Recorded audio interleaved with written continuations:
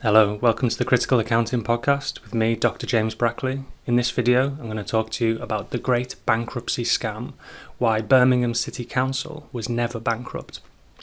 In a follow-up part 2 to this video, I'm going to talk about the next steps for the city following the appointment of the new political administration, the new minority coalition in the city. But in this video, I'm going to give you a background on what we now know, why Birmingham City Council was never bankrupt, and why the bankruptcy and particularly the government intervention, the commissioner-led intervention, is one of the biggest failures of intervention, biggest failures of financial audit and reporting in recent decades. But let's start with, well, what is a bankruptcy notice for a city council? Because a city council cannot really go bankrupt in the normal way that we might think about for a private business. What a bankruptcy notice is in local government is more akin to a kind of an intervention or special measures. It puts an emergency freeze on certain types of expenditure, and in extreme cases like the Birmingham case, we get the implementation of government-appointed commissioners to come in and run the city council.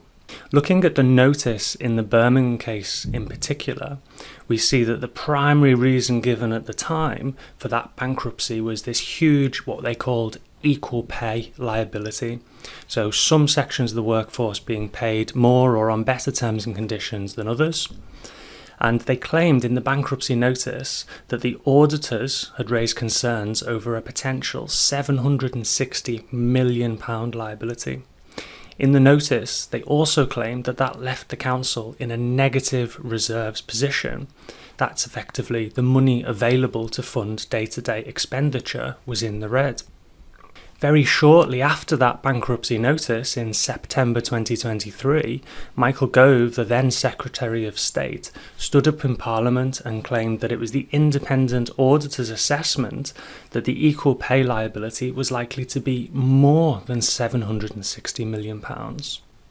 And then the auditors themselves later released a statement that month stating that it was their view that the equal pay liability was likely understated and could have exceeded £1 billion. However, nowhere in that bankruptcy notice did it mention at all the other major scandal that was rocking Birmingham, the major Oracle IT disaster with the launch of a new IT system, meaning the council had effectively lost control of its financial records. They were generating tens of thousands of transaction errors. They couldn't match what was coming in and going out of their bank accounts to their accounting records. And this led in 2023 to huge losses in the council. They were employing a small army of financial accountants to clear this backlog, a small army of consultants to clear the errors and match up the Oracle system with the underlying accounting records. And this meant that they couldn't effectively collect council tax debt or keep a track of their budget that year. So we've got two things going on. We've got an enormous equal pay liability that almost comes out of the blue. Nobody saw that number coming, while at the same time there was this unmentioned Oracle IT disaster which hadn't been disclosed publicly or to the democratically elected committees of the council, but would soon become apparent that this was a major issue after that bankruptcy notice was issued. Michael Gove then very quickly appointed commissioners who would make several key claims in relation to the Birmingham bankruptcy. And I say very quickly because normally when we have government commissioners appointed to do an intervention, we have what's called a best value period, or more like a due diligence period, where those commissioners will spend up to 3 months investigating the financial records of the council so that they can come up with an informed plan as to what to do. In Birmingham, that didn't happen.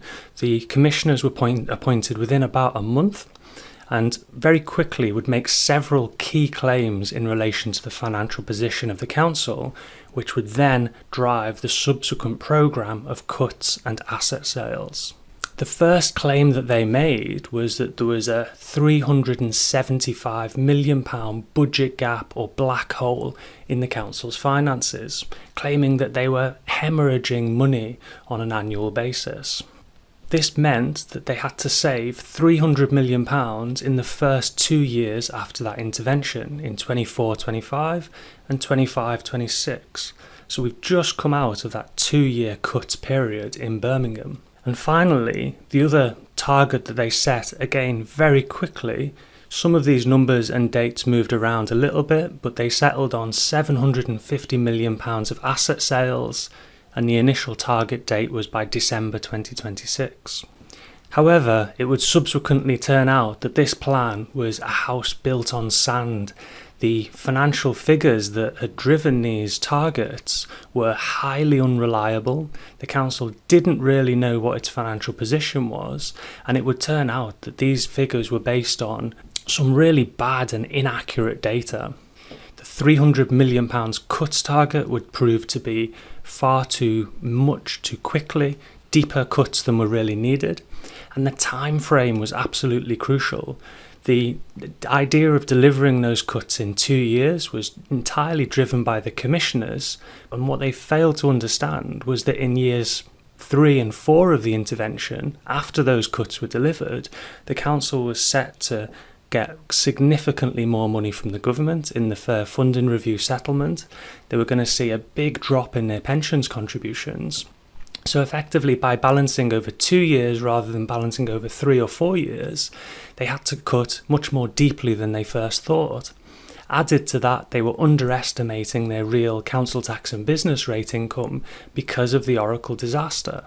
So the long and short of it was they cut far too deeply too quickly, and as a result decimated many of the statutory crucial services that Birmingham City Council is required to deliver. Similarly, rushing ahead with the asset sales targets was to pay for an equal pay liability, which would later be settled for a far smaller amount. It's recently been disclosed that the unions have settled for around 250 million or 300 million pounds, meaning that the vast majority of that equal pay liability simply didn't exist. This led to a situation in which asset sales were being made to plug a deficit that didn't really exist and to pay for an equal pay liability that also didn't really exist. How do we know this? Well, we've finally got the long-awaited annual accounts of Birmingham City Council, so we're able to compare what was said at the time of the bankruptcy to what we now know after the council has cleared those transaction errors down and now that they know more accurately what their financial position really is. So let me talk you through the 2 great misdirections that underpinned the Birmingham City Council bankruptcy. The first was the claim in the bankruptcy notice itself that they were in a negative reserves position, something called a negative general fund position. So that's a very specific type of reserve that is available to fund the day-to-day expenditure of the council. Second, we'll break down that huge deficit figure, which it would also later turn out did not really exist. But let's start with this claimed negative general fund position.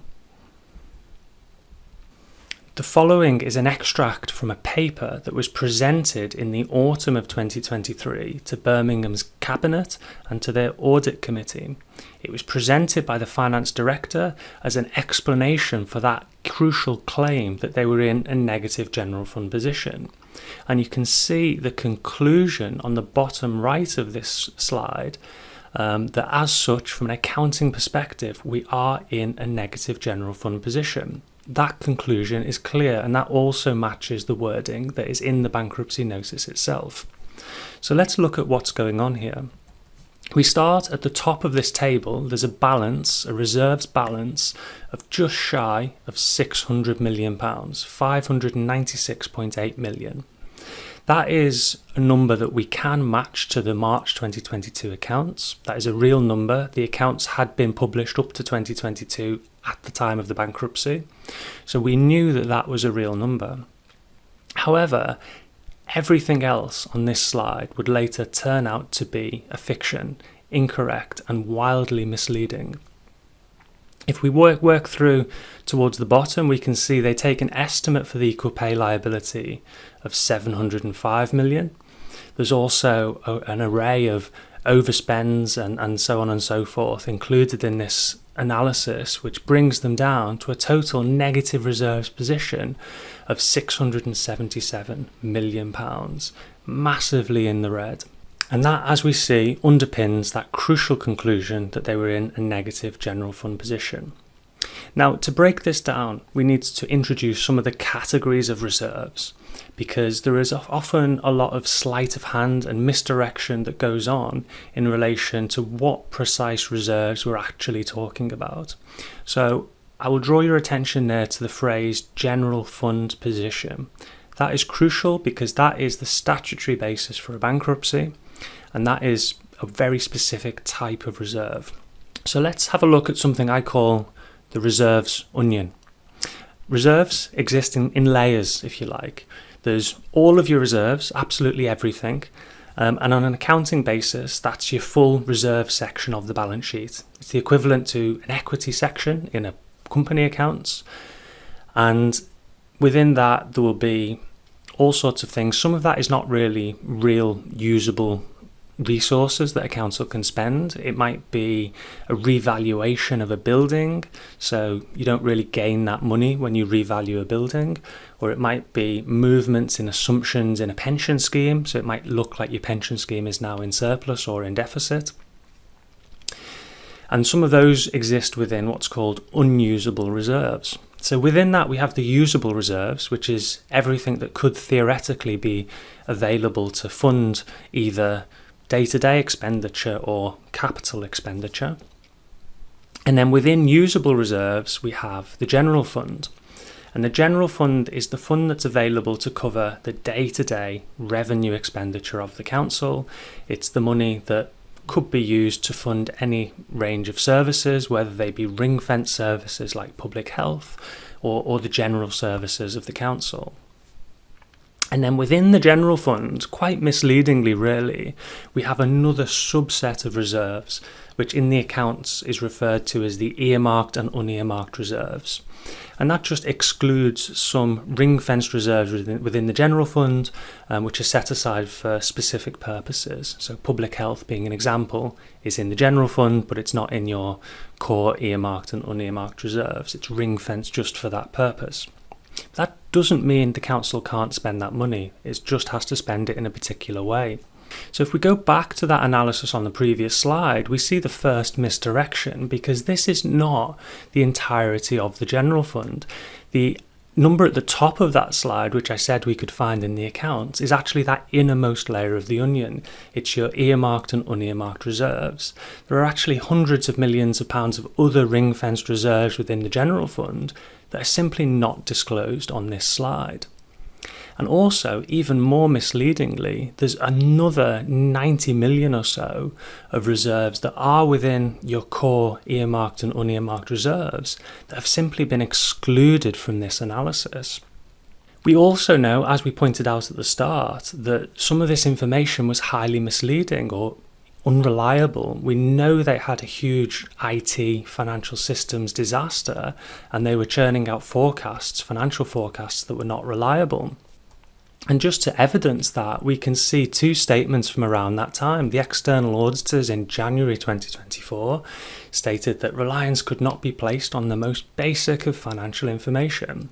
And then in February 2024, the finance officer's summary to the budget said that no assurance that the financial information in their report provides a sound basis for decision making, nor can any reliance be placed on their Section 25 or summary report. So we knew that the information was unreliable. We knew that there were kind of categorization errors that seemed to be making the situation look worse than it really was. So what we did then sometime later was, when those accounts were finally published, we thought, well, what does the real situation compare to what was actually driving the bankruptcy at the time? How wrong did they really get it? And this is crucial because, as we know, the commissioners hung their hat on those figures. They made the £300 million budget cut and the £750 million asset sales, tied those figures to that original analysis, and they stubbornly refused to budge and revise those estimates at any point during the intervention. So if those initial numbers turned out to be wrong, then the intervention also would turn out to have been misdirected and misguided. So let's see just how wrong did they really get it. And the first thing we do is we turn to the reserves note in the accounts. So this is a page in the accounts that just summarises those different types of reserves in that reserves onion that I just showed you. And the first column on the left-hand side there, you can see in the sideways writing, is the total general fund balance. And at the top of that is the position at March 2023. And at the bottom of that column is the position at March 2024, the date at which that analysis I just showed you was based. And I almost fell off my chair when I first opened these accounts, because you can see at the bottom of that column, the writing is quite small, but we've got £784 million sitting in the general fund. Let's just zoom in a bit on that more closely. That's the figure right there, £784.7 million. And we compare that to the general fund position that was put to Cabinet as a justification for that crucial conclusion that they were in a negative general fund position of negative 677 million. And we've got an extraordinary difference. We've got a difference of £1.5 billion in the reserves position of the council between what they claimed their reserves position was and what it actually turned out to be. So myself and other investigative journalists from particularly the Financial Times and others, Bloomberg, The Guardian, looked into this, and we managed to get a breakdown of exactly how you get from one figure to the other, what we call in accounting terms a reconciliation. And that's what's shown on this slide. On the top left there, we've got the negative £677 million figure that was in the bankruptcy analysis. And then at the bottom, on I think the fifth row, we've got that positive £784 million that was in the actual annual accounts. And we managed to break this down and work out exactly what these differences related to. And the first line there was in relation to equal pay. So what would subsequently happen was that the council never actually had to pay for that equal pay liability from their general fund.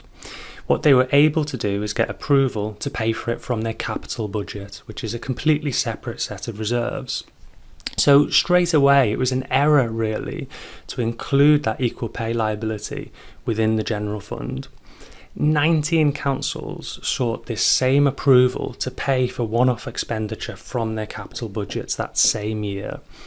And every other council sought that capitalisation approval prior to even thinking about a bankruptcy notice.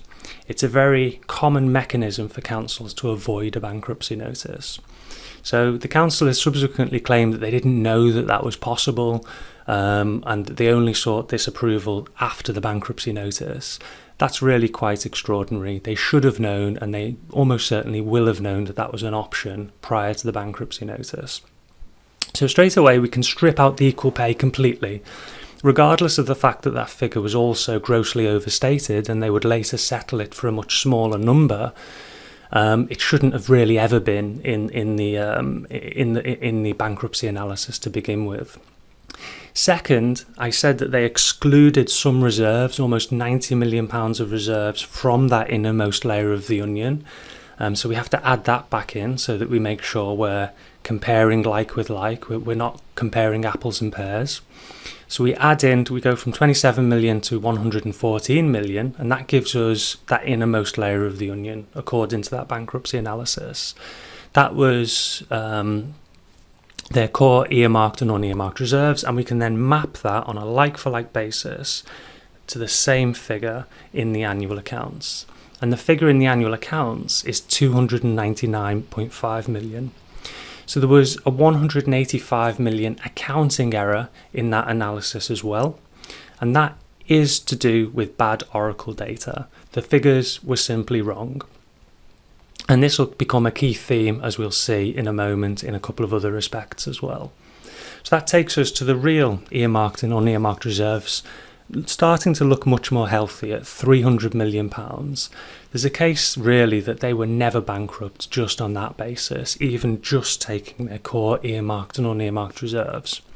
But of course, the bankruptcy notice doesn't say earmarked and unearmarked reserves.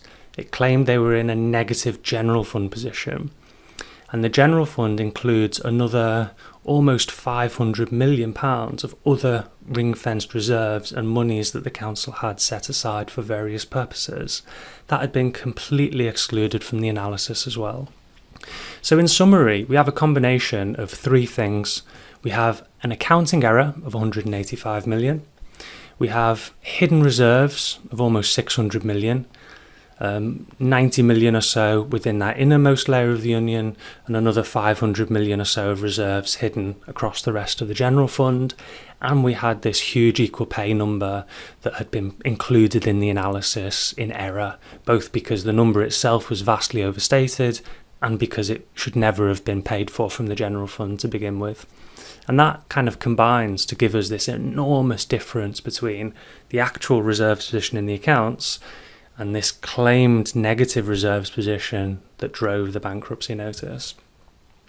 So this analysis that we did recently got a lot of media attention.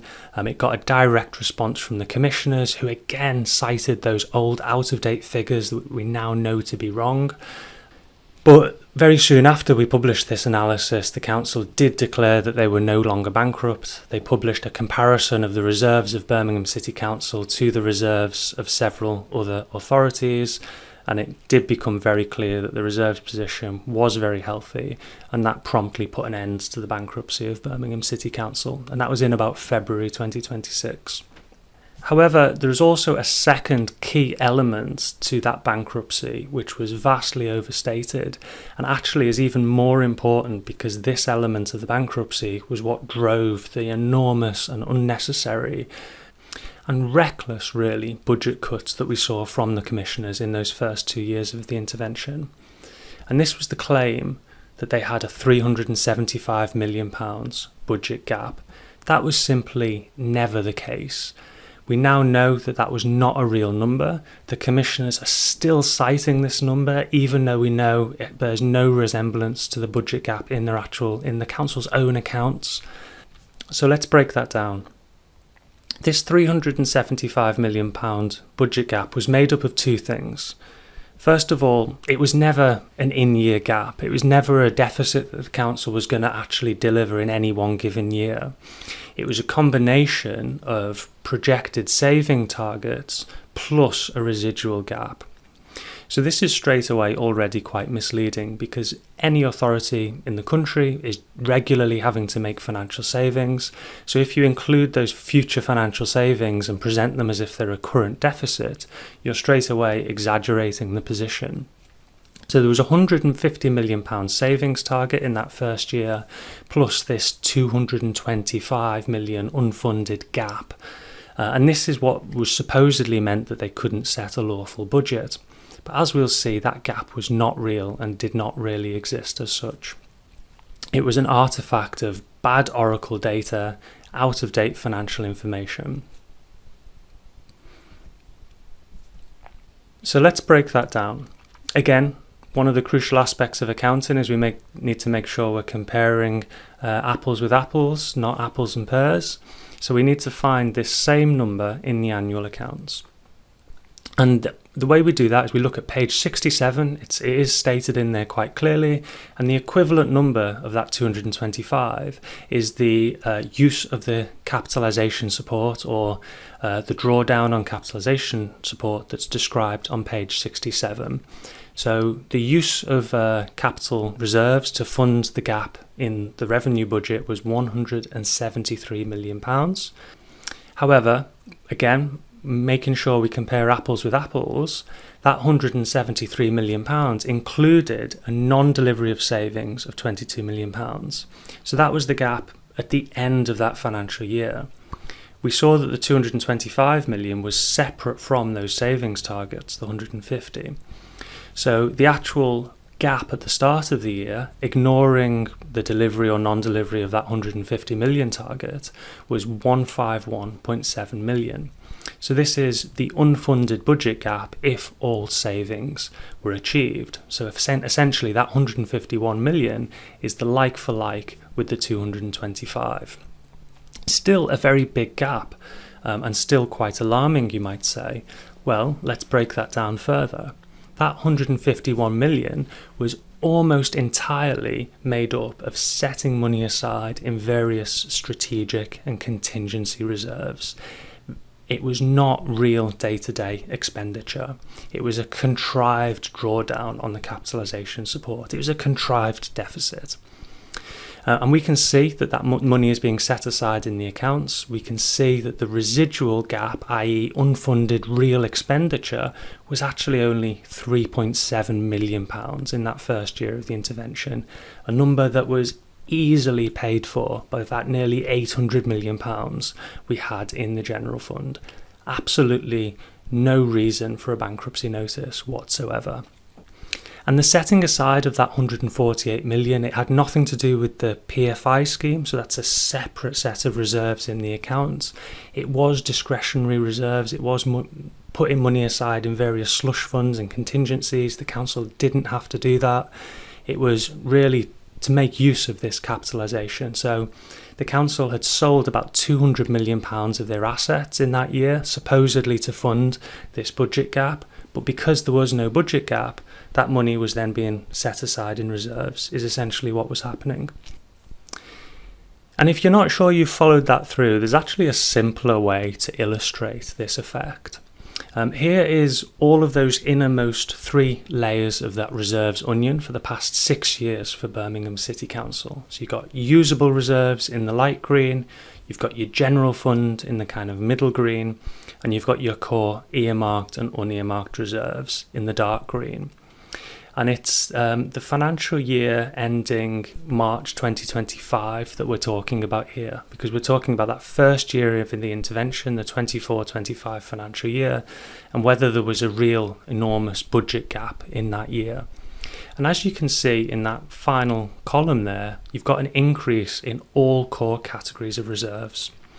And this backs up precisely what I'm saying, because when you sell assets and you don't have an underlying budget deficit for those assets to pay for, you're just accumulating or topping up your reserves, and that's exactly what we see. And this is not my analysis, this is simply copying and pasting the numbers from the annual accounts into a bar chart in Excel. Anybody could do this analysis in 5 or 10 minutes. These are not my figures, these are the council's figures. And you can see a number of other things that are actually quite interesting from this chart as well. I'll just quickly run you through. In the 2022 financial year, that's where the new equal pay liability actually hits the accounts. So this new provision that was put in the accounts after the settlement with the unions, and it's quite interesting how that is paid for. That it comes out of the usable reserves but not the general fund. So you can see that's why you get a drop in the light green but not the middle green. And what pays for that equal pay liability is something called the capital receipts reserve. So Birmingham City Council has effectively paid for the smaller equal pay liability from previous or historical asset sales. They already had enough money set aside in their accounts without making any new asset sales whatsoever to pay for equal pay. And that's exactly what we see with the provision hitting that light green bar in 2022. Then moving on into 2023, that's the year where you do see a drop in reserves, and this is the disastrous Oracle IT impact. So you do see a big overspend in that year. We know that they were employing a small army of financial accountants and IT consultants. We know that they were not able to properly collect the council tax and business rates that year, and there is a real financial loss, but it's largely a one-off impact. There are still ongoing Oracle costs after that, but the big Oracle financial impact is in 2022-23. We then see, even after that huge impact of Oracle, the reserves in 2023 are quite close to where they were in 2020. So if they were bankrupt in 2023, they had to have been bankrupt in 2020 as well. And of course, that was not the case.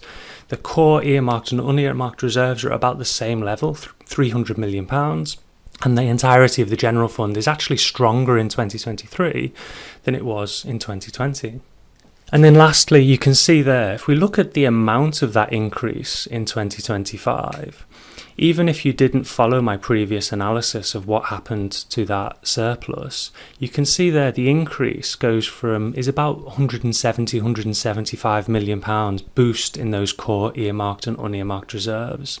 And that is exactly a product of the 200 million pounds of asset sales minus that small 22 million pounds non-delivery of savings.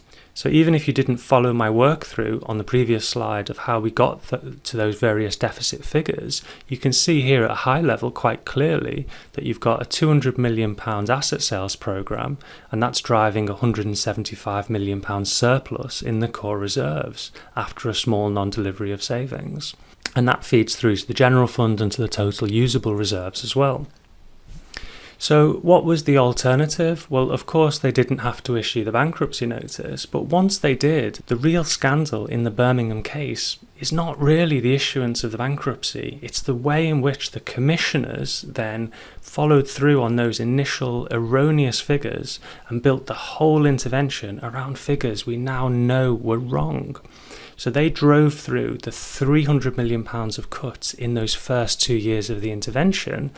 But actually in year 3, if they'd have spread that over just one more year, they had tens of millions of pounds coming in from the Fair Funding Review.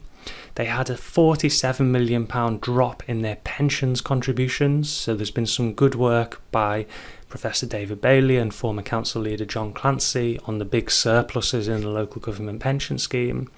There were various reasons to think why they would have had more money available in years 3 and 4. And what that means is if you try to balance the books in those first 2 years of the intervention, you're going to be cutting too deeply and you're going to be cutting too quickly. You're not going to have time to do a proper best value assessment of those cuts that you're forcing through at such pace. And you're also going to be cutting through more deeply than you really need to, because you're going to have more money then in years 3 and 4. Added to that, the financial position was not nearly as bad as they thought, and there are tens, probably hundreds of millions of pounds in that £300 million of cuts that simply never needed to be made. And this is desperately poor financial planning from the commissioners of Birmingham City Council. They got it badly wrong. It is a failed intervention in every sense of the word. And you can read some of our analysis that we did through the Audit Reform Lab, again in the link below. We argued that they should have tried to balance the books over 4 years. This would have meant they had more time to do proper financial planning. They wouldn't have had to cut so deeply. That was possible within the remit of the intervention and within the remit of the exceptional financial support that the council received. That the commissioners chose not to do that, and that the Labour administration, both nationally and locally, chose to back that initial 2-year intervention, is nothing short of financial vandalism. It's had desperately poor consequences for the city of Birmingham, and there was an alternative. Moving forward, what happens next? There are still some of these same things happening now. In the part 2 to this video, I'll talk about how in the latest 2026 budget, the council is still making cuts while also setting tens of millions of pounds aside in reserves. I'll highlight some of the key questions that incoming audit committee members and new councillors should be asking of council officers. And what really is, I think, one of the core issues is Birmingham is now a very financially wealthy council. We've made these big surpluses, we've built up our reserves, and we are now in a strong position. And that should create the basis for a more positive, more optimistic financial outlook. It should allow us to reinvest in some crucial services. And importantly, it should give space for the council to start planning ahead. Stop making decisions on such a short-term basis. Do a more meaningful medium and long-term financial plan. Think about the outcomes of those statutory services that you're trying to deliver. So please come back and join us for part 2. We're going to get the annual accounts for 2026 of Birmingham City Council within the next few days. So we will be able to update this analysis and produce a more forward-looking video very soon. Thank you very much.